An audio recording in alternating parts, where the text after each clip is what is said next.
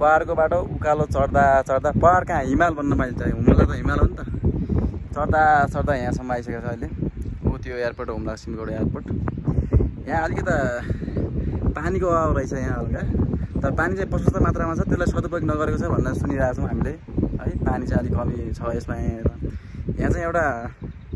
अलिकता गाह्रो विषय के छ भन्दाखेरि यदि कोही यहाँ कर्मचारीहरू सरुवा भएर यता आउनुभयो भने हुम्लामा तपाईँले मासुभन्दा पनि तलतिरबाट तरकारी चाहिँ किनेर ल्याउनु होला यहाँ अलिकति एकदम गाह्रो छ तरकारी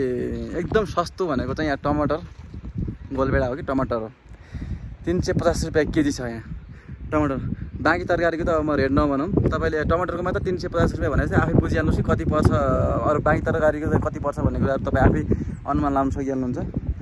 मासु चाहिँ लगभग ठिकै लाग्यो 1300 रुपियाँ केजी छ मासु अनि ब्रोइलर कुखुराको कति 900 रुपियाँ 900 रुपियाँ म चाहिँ मासु खान्न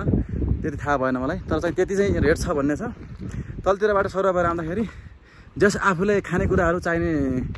प्रशस्त मात्रामा किनेर ल्याउँदाखेरि एकदम उपयुक्त हुन्छ जस्तो मलाई लाग्छ है हस् धन्यवाद अहिलेको लागि यति नै बाँकी पछि केही समयपछि अर्को भिडियोमा भन्नेछु यहाँका केही कुराहरू अहिलेलाई